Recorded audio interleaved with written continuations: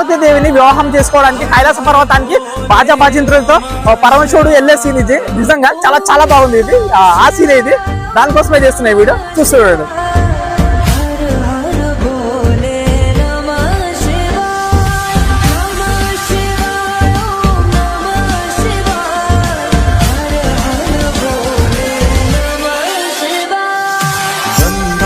Hi friends, welcome to నా YouTube channel. నా పేరు నరసింహరావు. నా ప్రయాణం నా యూట్యూబ్ ఛానల్ మీకు చూపిస్తాను. మన హిందూ పుణ్యక్షేత్రం నా కళతో. ఇప్పుడు నేను మధ్యప్రదేశ్లోని మహాకాళేశ్వర టెంపుల్కి వచ్చాను.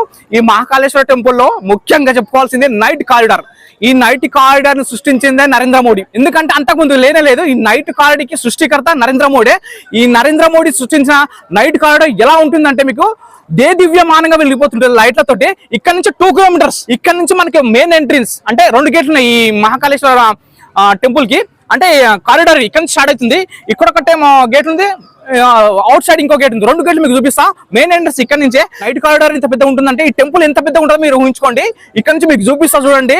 లైట్లతో ఈ ఇక్కడ నుంచి 2 కిలోమీటర్స్ దివ్యమానంగా వెళ్ళిపోతుంటది. మామూలుగా ఉంటుంది నిజంగా. ఒక్కసారి ఈ నైట్ కారిడార్ సృష్టించిన నరేంద్ర మోడీకి హ్యాండ్స్ అప్ చెప్పాలా నిజంగా. ఎందుకంటే ఆయన శివభక్తుడు కాబట్టి, ఇంత మంచి కారిడార్ సృష్టించండు నిజంగా. ఒకవేళ మీకు నా వీడియో నచ్చితే please like, share, subscribe and thank you so much. ఇప్పుడు మీరు చూసిన ద్వారానికి నంది ద్వార్ మరియు పినాక ద్వార్ అని పేరు. మహాకాల్ లోక్ భక్తులకు స్వాగతం పలుకుతున్నట్టుగా 2 ప్రవేశ ద్వారాలను ఏర్పాటు చేశారు. అందులో ఒకటి నంది ద్వార్. ఎత్తైన 2 నందులు భక్తులకు స్వాగతం పలుకుతున్నట్టుగా ఈ ప్రవేశ ద్వారాన్ని ఏర్పాటు చేశారు.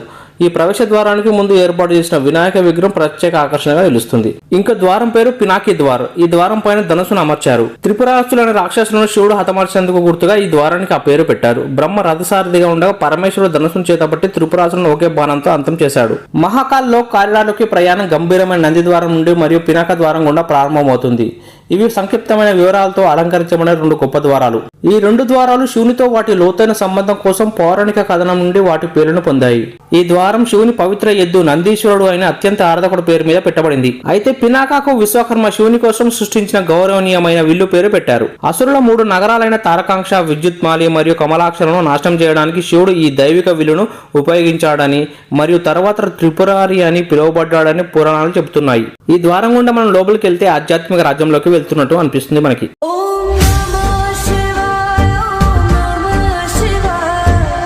పదండి ఇప్పుడు మనం ఈ మహాకాల్ లోక్ కారిడార్ లో ఏమేమి ఉంటాయి, అలాగే ఈ కారిడార్ విశేషాలు మరియు ఈ కారిడార్ యొక్క చరిత్ర ఏందో తెలుసుకుందాం. మధ్యప్రదేశ్ లోని ఉజ్జయిని మహాకాళేశ్వర ఆలయ ప్రాంగణంలో మహాకాల్ లోక్ కారిడార్ ను ప్రధానమంత్రి నరేంద్ర మోదీ గారు జాతికి అంకితం చేశారు. 12 జ్యోతిర్లింగాల్లో ప్రముఖమైనది ఈ క్షేత్రం. దేశంలోని శివాలయాలన్నీ ఉత్తరాభిముఖంగా ఉంటే మహాకాలుని ఆలయ ముఖద్వారం మాత్రం దక్షిణాభిముఖంగా ఉంటుంది. అలాంటి ఈ క్షేత్రం యొక్క కీర్తి విశ్వాంతరాలు దాటేలా మరింత అపురూపంగా తీర్చిదిద్దారు ప్రధానమంత్రి నరేంద్ర మోదీ గారు. ప్రధానమంత్రి నరేంద్ర మోదీ గారు అక్టోబర్ 11, 2022 సాయంత్రం పండితుల వేద మంత్రాల నడుమ ఈ ప్రాజెక్టును జాతికి అంకితం చేశారు.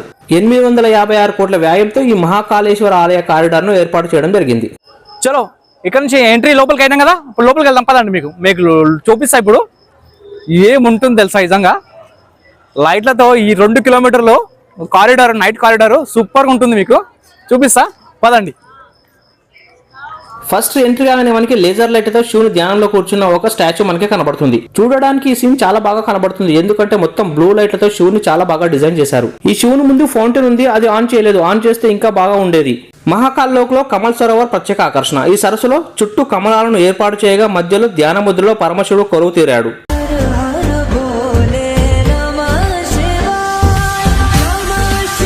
ధ్యానంలో ఉన్న శివుని విగ్రహం దాటగానే మనకి 7 ఋషుల విగ్రహాలు కనబడతాయి. ఈ 7 ఋషులు ఎవరంటే విశ్వామిత్రుడు, భరద్వాజుడు, ఆత్రి, కశ్యపుడు, వశిష్ఠుడు, జమతాగ్ని మరియు గౌతముడు. ఈ 7 ఋషుల విగ్రహాలను ఒక వృత్తాకారంలో ఏర్పాటు చేశారు. చూడడానికి చాలా బాగుంది.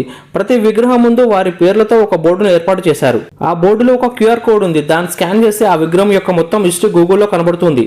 ఈ ఒక్క విగ్రహమే కాదు, ఈ మహాకాల్ లోక్ కారిడార్ లో ఎన్ని విగ్రహాలు ఉన్నాయో అన్ని విగ్రహాలకి ఒక బోర్డు ఉంది. దాని పక్కన QR కోడ్ ఉంది. దాన్ని స్కాన్ చేసి ఆ విగ్రహం హిస్టరీ మొత్తం గూగుల్లో కనబడుతుంది. ఈ కారిడార్ లో చాలా ప్రత్యేకం ఇది. రుద్రాక్ష, బిల్వపత్ర, సప్తవర్ణి వంటి 40 నుంచి 45 రకాల మొక్కలను సందర్శకులను అలరిస్తాయి. రాత్రి వేళల్లో విద్యుత్ దీపాల వెలుగులో ఈ మహాకాల్ లోక్ కారిడార్ దేదీవ్యమానంగా వెలిగిపోతుంది.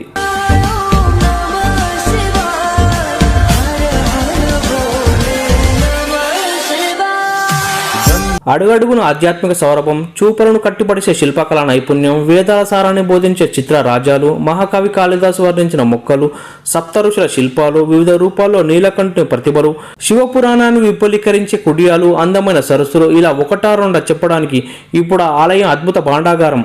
అక్కడ ప్రతి అంగుళం ఒక శిల్పకళ అద్భుతం. భారత ఆలయ వైభవాన్ని మళ్లీ విశ్వవ్యాప్తం చేసేలా మధ్యప్రదేశ్లోని చారిత్రక నగరం ఉజ్జయినిలోని మహాకాల్ లోక్ కారిడార్ని అభివృద్ధి చేశారు.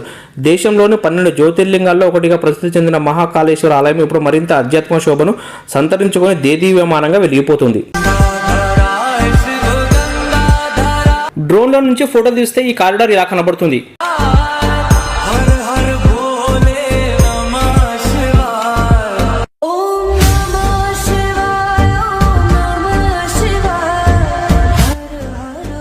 మనకి నిజంగా ఏముంది నైట్ కారిడార్ ఏముంది నిజంగా మహాకాళేశ్వర్లో మనకి టెంపుల్లో వాటి నిజంగా చాలా బాగుంది నైట్ చూడడానికి. ఇక్కడ డే కంటే నైటే బాగుంది, ఎందుకంటే ఈ కారిడార్ చూడడానికి ఓన్లీ మనకి నైటే వస్తుంది. నైటే లైటింగ్ తోటి బాగుంటుంది. మీకు చూపిస్తా చూడండి, ఇక్కడ శివుని విగ్రహాలు ఉన్నాయి. వామ్మో మస్తు ఉన్నదిరా బాబు, ఒకసారి చూడండి మీకు చూపిస్తా. ఇక చూడండి పెద్ద పెద్ద విగ్రహాలు శివుడివి, మామూలుగా లేదు, సూపర్గా ఉంది.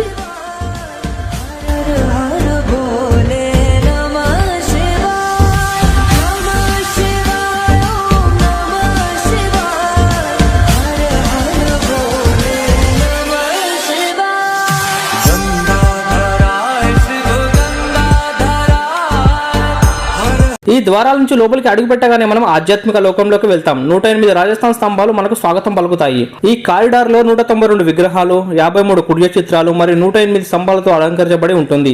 సూర్యుడు అస్తమించగానే మహాకాల్ లోక్ కారిడార్ ఒక దివ్య దృశ్యంగా మారుతుంది.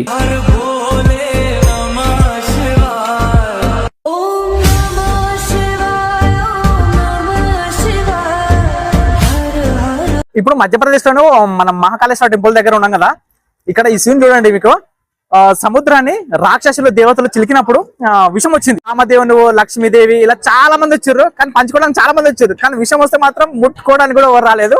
అప్పుడు దేవత అందరూ హరహర మహాదేవ శంభో శంకర, దేవుళ్ళకి దేవుడైన మహాదేవుని ప్రార్థిస్తే ఆయన వచ్చి ఆ విషయాన్ని తాగి తన గొంటంలో కంఠంలో దాచుకున్నాడు. అందుకే ఆయన గరళ కంఠుడు అయ్యిండు. ఆ సీన్ అయితే చాలా బాగుంది. చూస్తున్నాడు please subscribe my channel. Thank you so much. నేను ఇక్కడ విషయాన్ని తాగి గంటంలో దాచుకున్న పరమశివుని గురించి వీడియో చేస్తున్నా కదా, గుజరాత్ నుంచి వచ్చారంటే వీళ్ళు. నిజంగా నా యూట్యూబ్ ఛానల్ సబ్స్క్రైబ్ చేసుకున్నాడు, అందుకే వీడియో చేస్తున్నా. మన యూట్యూబ్ ఛానల్లో సబ్స్క్రైబ్ చేస్తున్న ప్రతి ఒక్కరిని ఖచ్చితంగా ఒకసారి చూపించాలి. కాబట్టి నా యూట్యూబ్ ఛానల్ లో వీళ్ళ పేరు ఏంటి, మీరు ఎక్కడి నుంచి వచ్చినారో ఒకసారి వీళ్ళ డీటెయిల్స్ వస్తుంది. आपका नाम क्या है, आपका किधर से आया? भावनगर से आया। कौन सा स्टेट आपका? भावनगर, गुजरात నుంచి వచ్చారంట. आपका नाम? निकुंज। गुजरात से सुजल नाम है मेरा। Jayesh, Gujarat. Thank you so much. వీళ్ళంతా నా సబ్స్క్రైబ్ చేస్తున్నారు, అందుకే వీడియో చూపిస్తున్నా. Thank you. రైట్ అన్నా రైట్. लाइक और सब्सक्राइब करो। అమృతం కోసం దేవతలు రాక్షసులు కలిసి సముద్రాన్ని క్షీరసాగర మదనం చేసినప్పుడు సముద్రం నుంచి అమృతం, మహాలక్ష్మి, చంద్రుడు, అప్సరస్సులు, కల్పవృక్షం, కామధేను, ఐరావతం ఇలా మొదలైన బయటికి వచ్చాయి. ఇవి పంచుకోవడానికి చాలా మంది ముందుకు వచ్చారు, కానీ విషయం వస్తే మాత్రం ఎవరు ముందుకు రాలేదు. అప్పుడు దేవుళ్ళందరూ దేవుళ్లకు దేవుడైన మహాదేవుని ప్రార్థించి మాకు నువ్వు తప్ప ఇంకే దారి లేదన్నప్పుడు ఆ పరమశివుడు వచ్చి ఆ విషయాన్ని తాగి లోకాన్ని రక్షించాడు. ఆ విషయాన్ని తన కంఠంలో దాచుకున్నాడు కాబట్టి నీలకంఠుడు అయినాడు.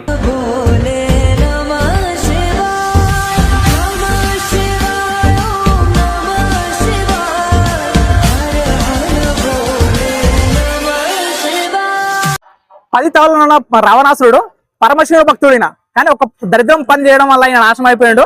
కానీ ఈయనకి పరమశివుడు ఆత్మలింగాన్ని ఇచ్చాడు, ఎవరికి లే. కానీ అంత పరమశివ భక్తుడు, అందుకే మంచి పనులు ఉంటే పైకి శివుడు ఆయన వెనుకనే ఉంటాడు. చెడు పనులు ఉంటే ఇంత శివ భక్తుడు అయినా సరే అది ఖచ్చితంగా పాతాళానికి పోవాల్సిందే. ఆ విషయం కోసమే ఈ 10 తలలు ఉన్న రావణాసురుని దగ్గర వీడియో చేస్తున్నా. ఒకవేళ మీకు నచ్చితే please like, share, subscribe my YouTube channel. Thank you so much. శివుని భక్తుడైనంత మాత్రం సరిపోదు, ఆ భక్తుడు ధర్మబద్ధంగా ఉండాలి. శ్రీరాముడు రావణాసుడు ఇద్దరు శివుని భక్తులే. శివుడు ఆత్మలింగాన్ని రావణాసుడికి ఇచ్చాడు, అంత శివభక్తుడు రావణాసుడు. కానీ శ్రీరాముడు కాలు తీసిన ధర్మం, కాలు వేసిన ధర్మబద్ధంగా నడిచే ధర్మాత్ముడు. అలాంటి ధర్మాత్ముడైన శ్రీరాముని భార్య అయిన సీతామాతని దుర్మార్గుడైన రావణాసుడు అపహరించి రాణి చావును కొని తెచ్చుకున్నాడు శ్రీరాముని చేతిలో. ఎంత శివభక్తుడైన ధర్మంగా ఉంటే ఆ శివుడే మనకి రక్షగా ఉంటాడు. దరిద్రం పని చేస్తే ఇంత శివభక్తుడైన రావణాసుని గతే పడుతుంది అనడానికి నేను రావణాసుని దగ్గర ఈ వీడియో చేశాను.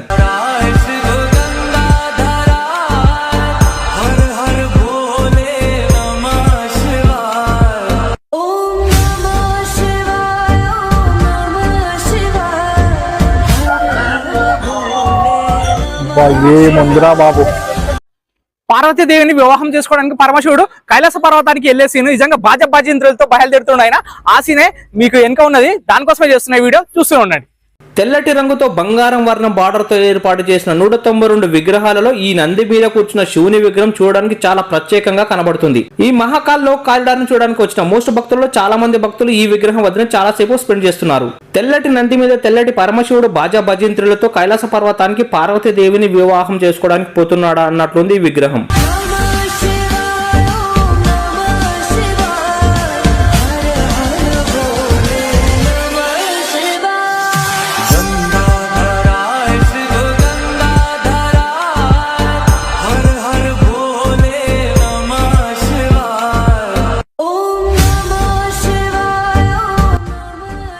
చూసారు కదా, బాజా భజంత్రులతో పరమశివుడు కైలాసానికి వెళ్ళే సీన్ బాగుంది కదా. ఇది నిజంగా చాలా చాలా బాగుంది. ఇది నాకు కూడా మస్తుంది నైట్ వ్యూ. ఇది ఇక్కడ నుంచి మనం బ్యాక్ వెళ్ళాలి, లోపలికి వెళ్ళిపోవాలి. ఇట్లా మనము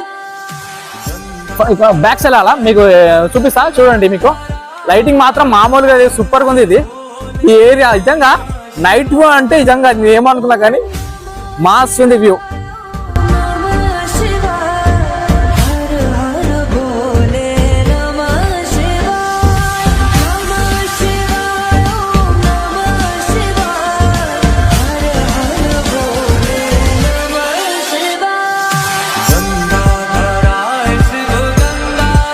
నేను ఇప్పటివరకు ఆకాశంలో నక్షత్రాలను మాత్రమే చూశాను. ఇప్పుడు ఈ మధ్యప్రదేశ్ లో మహాకాళేశ్వర టెంపుల్లో నేల మీద నాకు నక్షత్రాలు కనిపిస్తున్నాయి. కాదంటారా? చూపిస్తా చూడండి.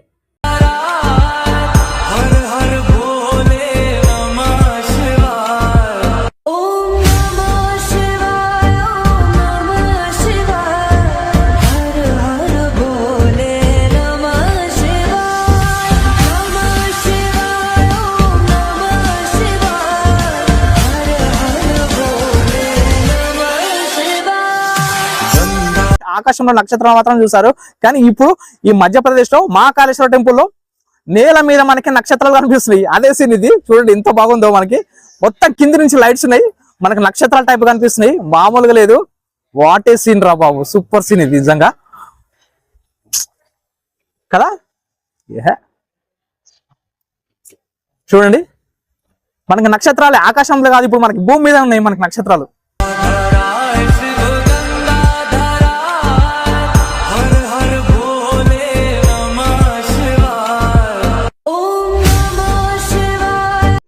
మనకి మధ్యప్రదేశ్ లోనే మహాకాళేశ్వర టెంపుల్ లో కాలభైరవులు ఉంది కదా. ఈ కాలభైరవులతో పాటు మనకి చుట్టుపక్కల మీకు కారిడార్ చూపిస్తా, చూస్తుండండి నా యూట్యూబ్ ఛానల్.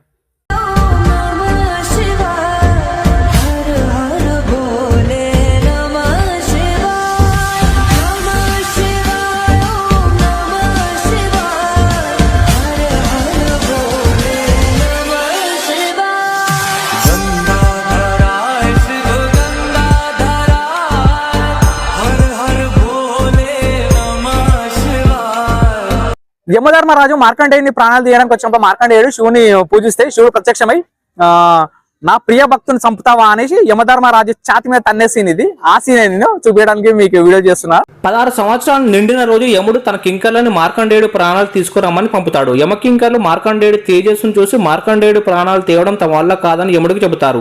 వెంటనే యముడు తన దున్నపోతు మీద మార్కండేయుడు ప్రాణాలు తీయడానికి బయలుదేరుతాడు. యముడు వచ్చేటప్పటికి మార్కండేయుడు అకుంఠిత భక్తితో శివారాధన చేస్తుంటాడు. యముడు తన యమపాశాన్ని విసిరేటప్పటికి మార్కండేయుడు శివలింగాన్ని కౌగులించుకొని మహాదేవ కాపాడు అని మార్కండేయుడు అన్న వెంటనే శివలింగం నుంచి మహాదేవుడు ఉద్భవించి కాలరూపుడైన యముడు వక్షస్థలపై తన్ని యముడి నుండి మార్కండేయుని కాపాడుతాడు. నిజంగా ఈ మహాకాళేశ్వర్లో ఎక్కడికి వెళ్ళినా నేను ఫస్ట్ నుంచి చూసినా కదా, ఇక్కడ భక్తుల కోసం ఖచ్చితంగా వాటర్ పెట్టారు. ఇక్కడ లోపల గర్భగుడిలో కూడా ఉంది నిజంగా కూల్ వాటర్. నిజంగా నే టెంపుల్ లో చూడలే. మనకి ఇంత సమ్మర్ లో భక్తులు వస్తారని వాళ్ళు ఆలోచించి నిజంగా ఇక్కడ కాదు, ప్రతి అడుగు 10 అడుగులకు ఒక వాటర్ క్యాన్, 10 అడుగులకు ఒక వాటర్ క్యాన్. నిజంగా సూపర్ గా మెచ్చుకోవాలి. గర్భగుడిలో కూడా పిలిచి మరీ ఇస్తున్నారు. నిజంగా నిజంగా చాలా చాలా బాగుంది మహాకాళేశ్వర్లో. నిజంగా భక్తులకు చాలా చాలా రెస్పెక్ట్ చూస్తున్నారు, చాలా మంచిగా చూస్తున్నారు. ఎందుకంటే వాల్యూ ఇచ్చి చాలా బాగుంది నిజంగా చూస్తున్నానండి. మీరు గంగావతరణ ఘట్టం గురించి వినే ఉంటారు, చాగంటి కోటేశ్వర గారు చెప్తారు. నిజంగా భగీరథుడు గంగ కోసం తపస్సు చేసినప్పుడు గంగాదేవి భూమి మీద పడడానికి రెడీగా ఉంటది. కానీ ఆ ఆకాశంలో వచ్చే గంగ భూమి మీద పడాలంటే తట్టుకోలేదు భూమి. కాబట్టి అప్పుడు బ్రహ్మదేవుడు చెప్తాడు భగీరథునికి, భగీరథ ఈ భూమి తట్టుకోలేదు, ఈ భూమి తట్టుకోవాలంటే ఆకాశం నుంచి కింద పడాలంటే శివుడు ఒక్కడే ఉన్నాడు, ఆ శివుని కోసం తపస్సు చేయి అన్నప్పుడు శివుడు ప్రత్యక్షమై ఆయనకు వరమిస్తాడు భగీరథునికి. భగీరథ ఆకాశం నుంచి గంగని కింద పడమను నేను పట్టుకుంటా అంటాడు. ఆ సందర్భంలో నిజంగా ఆకాశం నుంచి పడే గంగ నెత్తి మీద పడుతుంది, శివుని నెత్తి మీద. ఆ సీన్ ఇది.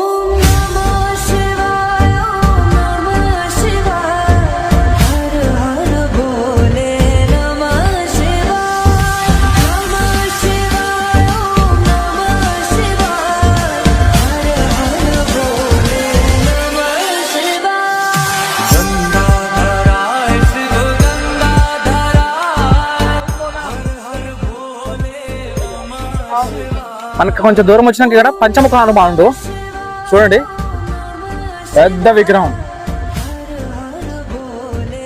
తర్వాతనే మనకి కాలభైరవుడు. ఇక్కడ 2 కుక్కల్ని చూడండి, ఇక్కడ కన్ఫామ్ కాలభైరవుడే. తర్వాత కొంచెం ముందుకు వచ్చినాక మణికంఠుడు, ఇక్కడ తర్వాత నరసింహస్వామి.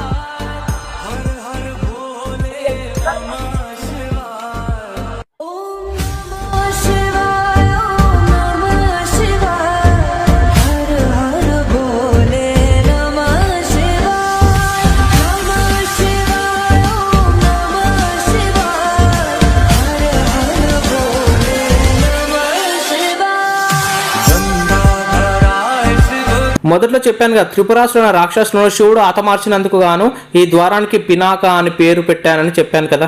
బ్రహ్మ రథసారథిగా ఉండంగా పరమేశ్వరుడు ధనస్సును చేతబట్టి త్రిపురాసురులను ఒకే బాణంతో అంతం చేశాడు. ఆ ఘట్టాన్ని వివరించేలా చెక్కిన శిల్పం అద్భుత దృశ్యాన్ని ఆవిష్కరించింది.